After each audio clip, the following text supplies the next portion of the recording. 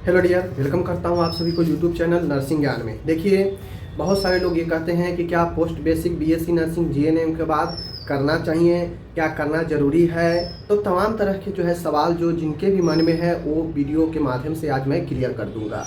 क्या post BSc nursing करना ज़रूरी है, मैंडेटरी है, क्या करने से क्या फ़ायदा होगा, सारा कुछ बताएंगे।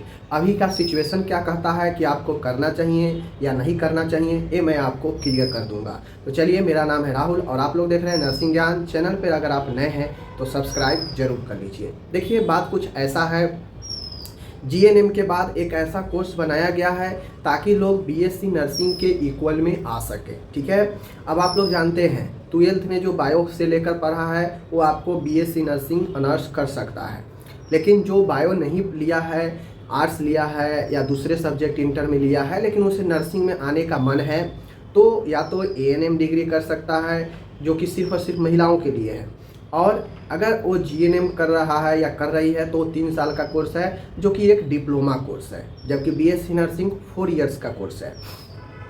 तो आईएनसी के द्वारा एक कोर्स जो है आपको तैयार किया गया, उस कोर्स का नाम है पोस्ट बेसिक बीएससी नर्सिंग।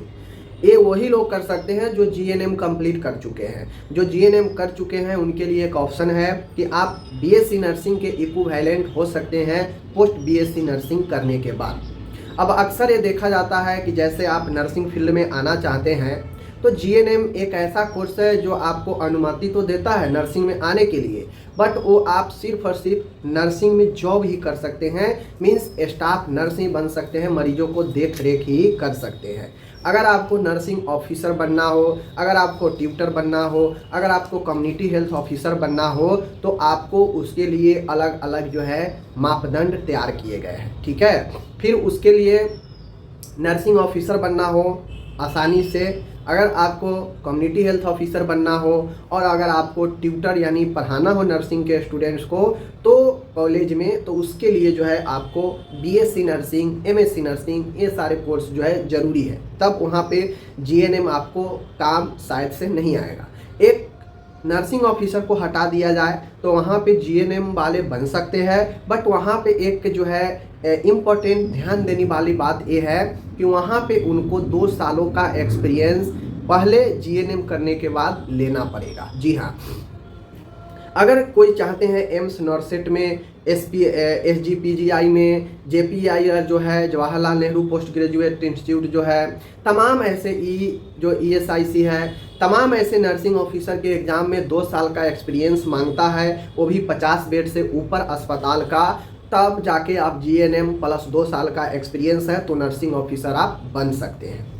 वहीं पे बात किया जाए जीएनएम के बाद अगर 2 साल समय अगर आप पढ़ाई में दे देते हैं, पोस्ट बेसिक बीएससी नर्सिंग में दे देते हैं, तो आप नर्सिंग ऑफिसर ही नहीं, आप ट्यूटर के लिए भी एलिजिबल हो जाएंगे, नर्सिंग ऑफिसर के लिए भी एलिजिबल हो जाएंगे, आप कम्युनिटी हेल्थ ऑफिसर के लिए भी एलिजिबल हो जाएंगे, और स्टाफ नर्स तो अपना रहता ही है। तो पोस्ट बेसिक बीएससी नर्सिंग मैं यही सजेशन करूंगा, अगर आप एफोर्ड कर पाते हैं थोड़ा सा भी तो आप जो है पोस्ट बेसिक बीएससी नर्सिंग जरूर करें इन फ्यूचर को समझते हुए। पोस्ट बेसिक बीएससी नर्सिंग या बीएससी नर्सिंग जो होता है वह ऑलराउंडर कोर्स होता है, उसमें आपको कहीं भी एक्सपीरियंस जो है नहीं मांगेगा। जी हाँ, एक्सपीरियंस नहीं मांगेगा। अगर आप पोस्ट बेसिक बीएससी नर्सिंग कर लिए हैं या आपके पास बीएससी है तो डायरेक्टली जो है आप नर्सिंग ऑफिसर का नॉर्सेट वगैरह में फॉर्म भर सकते हैं।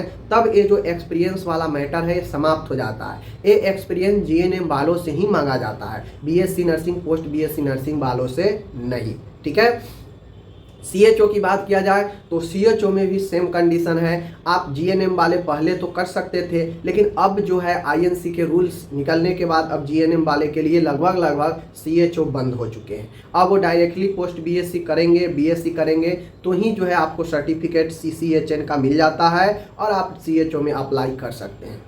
इसी प्रकार से ट्यूटर में बात करें तो ट्यूटर में तो आपको जीएनएम का कोई जो है वहाँ पे मैंने मांगा ही नहीं जाता है फॉर्म, तो आप पोस्ट बीएससी किए हैं या बीएससी किए हैं तो ही जो है आप ट्यूटर में अप्लाई कर पाएंगे। तो ये तमाम चीज़ें जो है आपके फ़ायदे मिलेंगे डायरेक्टली पोस्ट बीएससी नर्सिंग करने से। अब आपके ऊपर डिपेंड करता है कि पोस्ट बीएससी करे नहीं करे। देखिए, पोस्ट बीएससी का हर एक स्टेट में अपना अलग अलग कॉलेज के ऊपर जो है आपके फी है। कोई कॉलेज लाख में भी करा देगा, लाख के अंदर में भी करा देगा, कोई कॉलेज 1.5 लाख भी लेगा, कोई 2 लाख भी ले सकता है। तो ये डिपेंड अलग अलग कॉलेज के ऊपर करता है और अलग अलग स्टेट के ऊपर भी करता है, समझ गए। तो आप अगर एफर्ड कर पाते हैं तो आप पोस्ट बेसिक बीएससी नर्सिंग जरूर करें, और अगर सरकारी से हो जाता है तो आपको जो है बहुत ही अच्छा कम फी में हो जाएगा। तो ये जरूर चीज़ें हैं, उम्मीद है आप समझ गए होंगे। तो बाकी हम लोग मिलते हैं अगले वीडियो में, तब तक के लिए धन्यवाद।